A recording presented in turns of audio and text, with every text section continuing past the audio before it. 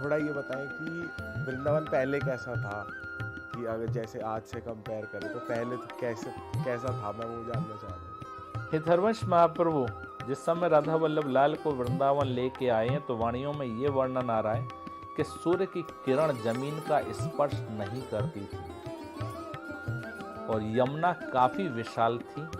बड़े बड़े जहाजों का वर्णन आ रहा है यमुना में चलते थे। 500 साल पहले जहाज शब्द का प्रयोग कर रहे हैं। और 7-7 मंजिल के 6-6 मंजिल के जहाज, उनका वर्णन आ रहा है। क्योंकि पुराने पहले रोड नहीं थी, जितना भी व्यापार होता था वो नदियों के माध्यम से होता था। जितने पुराने प्रमुख शहर हैं वो सब नदियों के किनारे। बाद में ये शहर जो रोड बन गई हैं तब और डेवलप हुए, नहीं तो पहले जितने भी आप देखेंगे प्राचीन शहर वो सब नदियों के किनारे, जो माध्यम हो व्यापार। तो ऐसा वृंदावन था। जंगली जानवर, उस समय हरिराम व्यास एक रसिक संत हुए, वो वृंदावन आए हरवंश महाप्रभु की शरण में। उन्होंने, उनका एक पद है, यानी कि पीरियड वही था आज से लगभग 500 साल पहले का ही। अब साँचे ही कलयुग आयो, वो कह रहे हैं अब सच में ही कलयुग आया।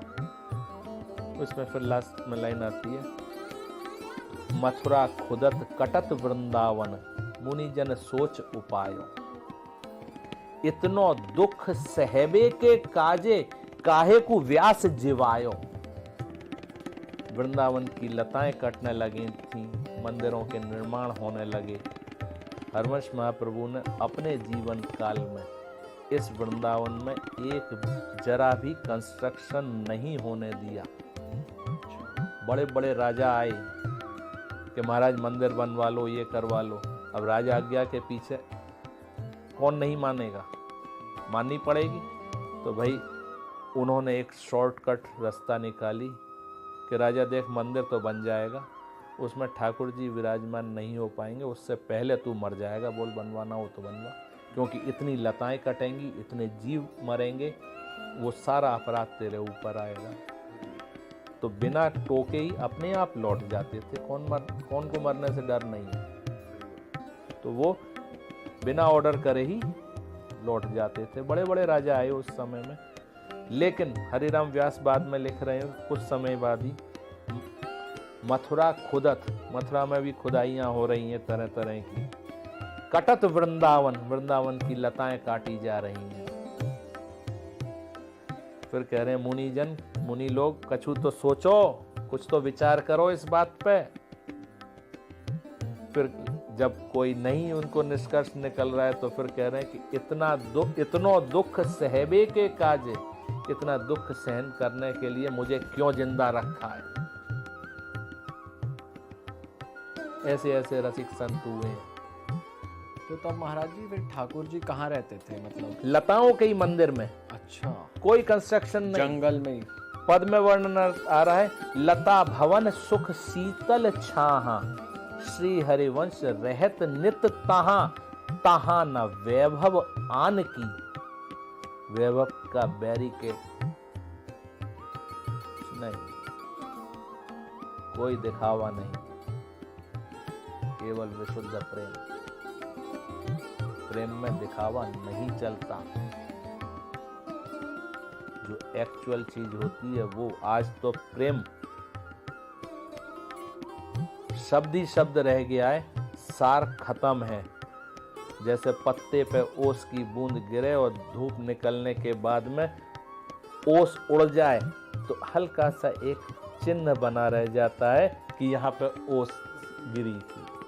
तो केवल वो उसको प्रेम प्रेम कह रहे हैं आज की तारीख में, ओस नहीं है। आज केवल कामनाओं से भरा हुआ है प्रेम। प्रेम होता है हमेशा निष्काम, जिसमें अपना कोई चाहना नहीं हो, हमें देना है, वो है प्रेम। बट महाराज जी जब हम दर्शन करने जाते हैं, आप कह रहे हो कि दाता को किसी चीज़ की ज़रूरत नहीं। और वृंदावन में तो इतने पेड़े वाले, मिठाई वाले वो सब होते हैं, सब लोग भोग लेकर जाते हैं। तो मैं जानना चाहता हूँ राधा वल्लभ जी को फिर कौन सा भोग प्रिय है, उन्हें भोग लगाने का सही तरीका क्या है, क्या कुछ ले जाना भी चाहिए या नहीं। और कभी कभी मतलब मैं किसी मंदिर को स्पेसिफाई नहीं करूँगा, पर कभी कभी जब हम भोग देते हैं वहाँ गोस्वामी को, तो वो कहते हैं इस पे भेंट भी धरो, तो फिर भेंट भी जाती है। तो फिर वो अपने लिए करते हैं, अपने स्वार्थ के लिए। ठाकुर जी को भेंट की या भोग की आवश्यकता है, पर अगर कोई प्रेम से खिलाना चाहे, वो दोनों चीज में अंतर है, दोनों चीज में अंतर है, प्रेम से खिलाने में। और एक बात बताइए, थोड़ा सा एक माहौल सा बताते हैं कि ठाकुर जी भोग लगाते हैं? अगर प्यार से दिया जाए तो खा लेंगे, उनके भक्त कुछ लाए हो तो। घर में आप भोग लगाते हैं कभी? घर में हम भोग माता जी या कोई लगाते हैं ना ठाकुर जी को भोग, उनके सामने जो चीज रखी, क्या उसमें एक सुई की नोक के बराबर भी कम होता है, वेट या क्वांटिटी? नहीं, सेम रहता लेकिन वही थाली उठा के आपके सामने रखें और आप अगर एक गस्सा भी छोड़ दें, क्यों अच्छा नहीं लगा? क्या अन्न वेस्ट कर रहा है? डांट पड़ती है। तो दोनों जगह दो भावनाएं कैसे? वहां से तो ज्यों का त्यों उठा के बड़े खुश हो रहे हैं कि भोग लगा लिया ठाकुर जी ने, और वहां बच्चे ने जरा भी बचा दिया तो उसको डांट रहे हैं। तो वहां क्यों नहीं डांट? या वहां संतुष्टि क्यों हो गई और यहां संतुष्टि क्यों नहीं हुई? ठाकुर जी भोग नहीं लगाते, वो भोगी नहीं है जो भोग लगाए, वो प्रेमी है। जिस प्रेम से, जिस भाव से आपने बनाया या उनके सामने रखा, उन्होंने उतना ही प्रेम और जो भाव था वो शक किया और उतना ही अपना डाल दिया प्रेम। इसीलिए प्रसाद का स्वाद बढ़ जाता है। वो वस्तु उन्हें नहीं चाहिए, कोई वस्तु से मतलब नहीं है, उनका प्रिय भोग प्रेम है। एक हमारे यहाँ इनको कृष्ण जी के लिए रस लंपट, लंपट तो लालची हो गया, अभी किसी से लालची कह दोगे तो लड़ मरेगा, लेकिन यहां उनके लिए कह रहे हैं रस लंपट, प्रेम के लंपट है, प्रेम के लालची है वो, और कुछ नहीं चाहिए उन्हें। तो जिस भाव से, जिस लाड़ से आपने उनको भोग लगाया, वो केवल वो लाड़ और भाव लेंगे उसमें से, उस वस्तु से उन्हें मतलब नहीं है कि आपने रबड़ी रखी, कि रसगुल्ला रखे, कि समोसा रखे। वो देख ही नहीं रहे हैं उस चीज को।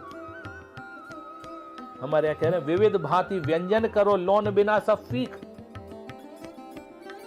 56 भोग बनाए, नमक डालना भूल गए, सब फीका। और नमक के लिए कहावत क्या है? चुटकी भर। अगर इतनी सी प्रेम की पुट हो तो वो छोड़े नहीं कुछ भी, तब रस आएगा उसमें, उन्हें भी पाने। वाह। बिना प्रेम के तो वो देखेंगे भी नहीं। अरे मैंने इतने का भोग लगवाया, मैं बांट रहा हूं वहां पे खड़ा होके, दिखावा पाया उनने? अगर आपके संग में कोई ऐसे करे कि मैंने फलाने को ये दिया, ये दिया, वो आप उसको अगर कपड़ा भी दिया और वो गा रहा है 10 जगह, आप उस कपड़े को पहनेंगे?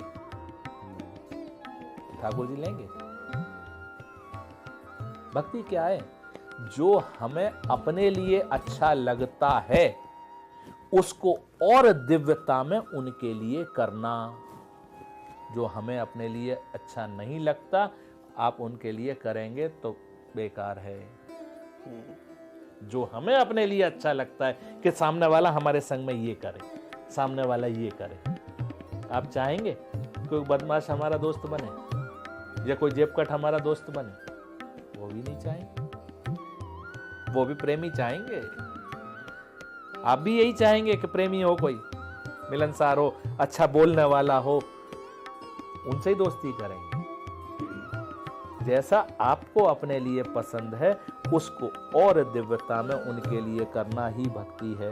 अच्छा महाराज जी, हम थोड़ी शुरुआत में बात कर रहे थे मोह माया के बारे में, या फिर जो लोग ज़्यादा भक्ति में लीन हो जाते हैं उनके लिए ही ज़्यादा बेहतर है भक्ति में लीन होना, क्योंकि वो फिर से जन्म नहीं लेते हैं, या फिर जो आप बता रहे थे। तो क्या है, मनुष्य जैसे अक्सर हम लोग मोह माया में अभी लीन हो ही रखे हैं, तो साइड बाय साइड भक्ति करना, मोह माया में भी रहना, मटेरियलिस्टिक थिंग्स, तो ये side by side hand in hand चल सकता है? देखिए, आपको दो चीज़ दी हैं उन्होंने, एक मन और एक बुद्धि। मन दिया है उन्होंने अपने चरणों में लगाने के लिए, और बुद्धि दी है संसार में लगाने के लिए। बुद्धि उनके चरणों